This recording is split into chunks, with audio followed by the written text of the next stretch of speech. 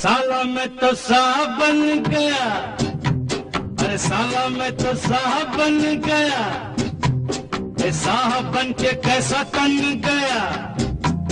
ये सूट मेरा देखो, ये बूट मेरा देखो, जैसे गोरा कोई लंदन का। साला मैं तो साहब बन गया, ये साहब बन के कैसा तन गया। ये सूट मेरा देखो, ये बूट मेरा देखो, जैसे गोरा कोई लंदन का। माननीय सदस्यगण, हमारे शास्त्रों में कहा गया है, कृतम में दक्षिणे हस्ते जयो में सव्य आहिता, अर्थात हमारे एक हाथ में कर्तव्य होता है तो दूसरे हाथ में सफलता होती है। कोरोना महामारी के इस समय में जब दुनिया का प्रत्येक व्यक्ति, हर देश इससे प्रभावित हुआ, आज भारत एक नए सामर्थ्य के साथ दुनिया के सामने उभर कर आया है।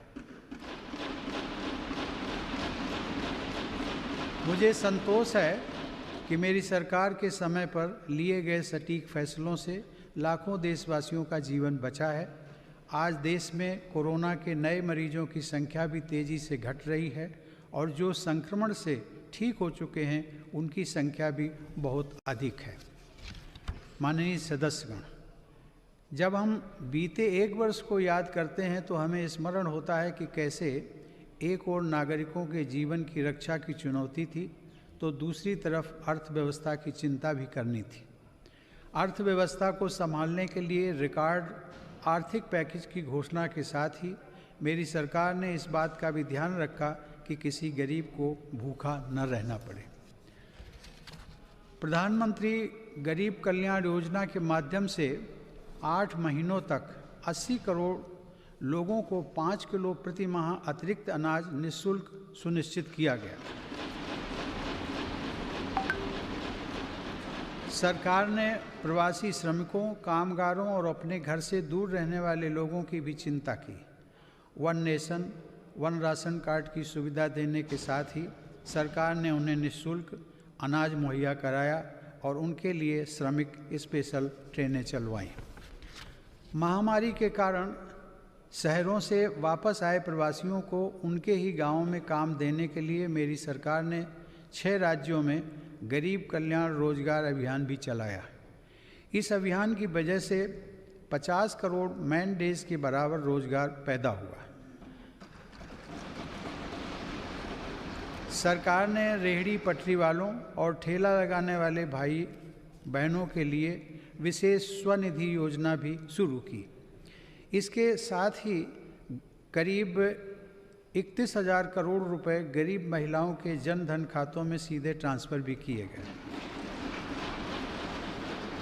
इस दौरान देश भर में उज्ज्वला योजना की लाभार्थी गरीब महिलाओं को 14 करोड़ से अधिक मुफ्त गैस सिलेंडर भी मिले।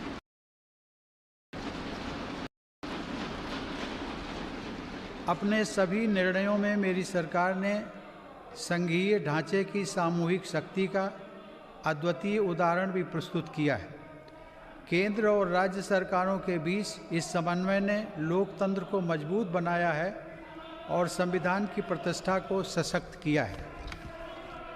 माननीय सदस्यगण, आचार्य चाणक्य ने कहा है, तृणम लघु तृणात् तूलम तूलादपि च याचकः वायुना किम न नीतो असो माम्यम या चयस्यति।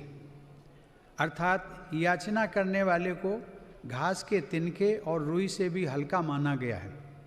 रुई और तिनके को उड़ा ले जाने वाली हवा भी याचक को इसलिए अपने साथ उड़ाकर नहीं ले जाती कि कहीं वह हवा से भी कुछ मांग न ले। इस प्रकार हर कोई याचक से बचता है। इसका अभिप्राय यह है कि यदि अपने महत्व को बढ़ाना है तो दूसरों पर निर्भरता को कम करते हुए आत्मनिर्भर बनना होगा।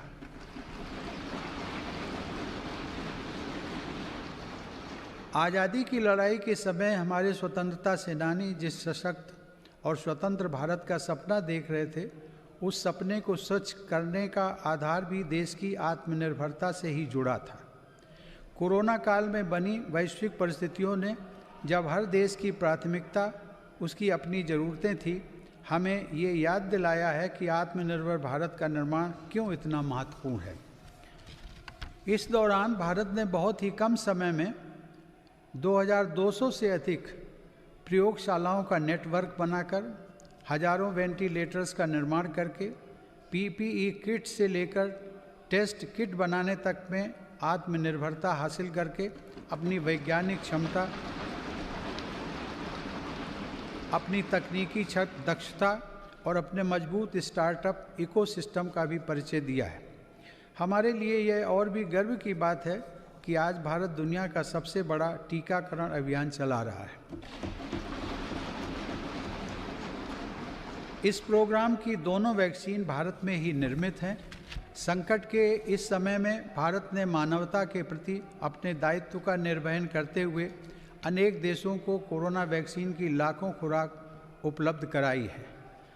भारत के इस कार्य की विश्व भर में हो रही प्रशंसा हमारी हजारों वर्ष पुरानी संस्कृति सर्वे संतु निरामया की भावना के साथ जग कल्याण की हमारी प्रार्थना हमारे प्रयासों को और ऊर्जा दे रही है। माननीय सदस्यगण, मेरी सरकार द्वारा स्वास्थ्य के क्षेत्र में पिछले 6 वर्षों में जो कार्य किए गए हैं, उनका बहुत बड़ा लाभ हमने इस कोरोना संकट के दौरान देखा है। इन वर्षों में इलाज से जुड़ी व्यवस्थाओं को आधुनिक बनाने के साथ ही बीमारी से बचाव पर भी उतना ही बल दिया गया है। राष्ट्रीय पोषण अभियान, फिट इंडिया अभियान, खेलो इंडिया अभियान, ऐसे अनेक कार्यक्रमों से स्वास्थ्य को लेकर देश में नई सतर्कता आई है।